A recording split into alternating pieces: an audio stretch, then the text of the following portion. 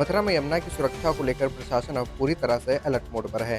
आज डीएम चंद्र प्रकाश सिंह और एसएसपी श्लोक कुमार खुद केसी घाट पहुंचे। वहां नाविकों को लाइसेंस बांटे गए और यमुना में नाव चलाने के नियमों की सख्त हिदायत दी गई। इतना ही नहीं, डीएम तथा एसएसपी खुद नाव में सवार हुए और केसी घाट से स्टीर घाट तक पूरे इलाके का जायजा लिया गया। हर घाट पर सुरक्षा के इंतजाम परखे, नाविकों से बात की और साफ कहा, बिना लाइसेंस और लाइफ जैकेट की यमुना में कोई नाव नहीं उतरी। क्या निर्देश दिए गए? देखिए, 10 अप्रैल को बहुत ही दुर्भाग्यपूर्ण हादसा यहाँ यमुना जी में हुआ था और उसके बाद ये पाया गया कि कतिपय कमियां जो नाविक संचालक हैं उनके द्वारा और जो रूल्स रेगुलेशंस हैं उनका पालन नहीं किया जा रहा था। रूल्स रेगुलेशंस का पालन हो, नाव में प्रॉपर लाइफ सपोर्ट सिस्टम हो, जो नाविक है वो प्रॉपर ट्रेंड हो, इसके अलावा जो नाव है वो मजबूत हो। जो श्रद्धालु यहाँ आते हैं हम लोगों के भरोसे, वो जब नाव में बैठे तो उनके पास सुरक्षा के सारे उपकरण हो और वो पहने।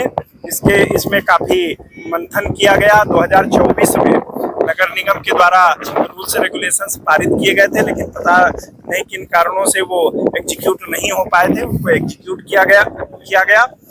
जो नाविक हैं और जो इनके पूरे यहाँ के परिवार हैं, उनमें इस बात को लेकर के काफी रोष था कि जो रजिस्ट्रेशन का शुल्क है वो बहुत ज्यादा है और ये लोग नहीं दे पाएंगे। इनकी बात सरकार ने मान ली और उसको रिड्यूस करके 1500 रुपए कर दिया और जो छोटी नाव है उसका 500 रुपए कर दिया। अब ये लोग संतुष्ट हैं। मथुरा में भी, वृंदावन में भी नाव का संचालन शुरू हो गया है, लेकिन 3 चीजें अनिवार्य रूप से सबको पालन करनी पड़ेंगी।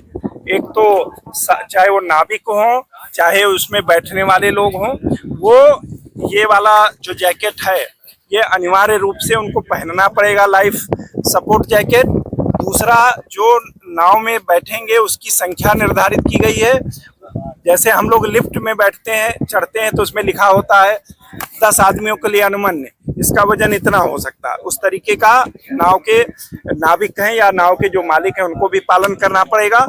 तीसरा, जो नाव का फिटनेस है उसको भी आप चेक करके इनको सर्टिफिकेट और इनका रजिस्ट्रेशन किया जा रहा है, लेकिन हर समय पर उसका जो निर्धारित प्रक्रिया है उससे इनको गुजरना पड़ेगा। बाकी ये सब हमारे परिवार के हैं, इससे इनकी रोजी रोटी जुड़ी हुई है और सरकार इनके साथ पूरी तरीके से खड़ी हुई है, इनके सपोर्ट में है। सभी लोग अच्छे से संचालन करें नाव का, परंतु पूरा जो मानक है उसका पालन करें और अपना और जो श्रद्धालु इस पे नाव पे बैठता है उसके जीवन की रक्षा करना भी इनका दायित्व है, हम सबका दायित्व है। इसीलिए अब ये फिर से जो रुकी हुई लगभग करीब 15 दिनों से रुकी हुई प्रक्रिया थी, ये लोग इनकी भ्रांतियां थी, इनकी भ्रांतियां भी दूर कर दी गई हैं और इनका नाव का संचालन शुरू हो गया है। देखिए, नगर निगम द्वारा यहाँ जितने भी नाव हैं उनका रजिस्ट्रेशन किया जा रहा है और मानकों के अनुरूप ही यह व्यवस्था चले, इसके लिए सभी को निर्देशित किया गया है। साथ ही साथ नियमित रिवर पेट्रोलिंग भी कराई जाएगी और घाटों पे हम लोगों के मोबाइल पार्टीज भी उपलब्ध रहेंगी। और हम लोगों ने रिक्वेजिशन किया है कि जल पुलिस भी यहाँ पे व्यवस्थापित हो और जिसको शीघ्र ही करा लिया जाएगा।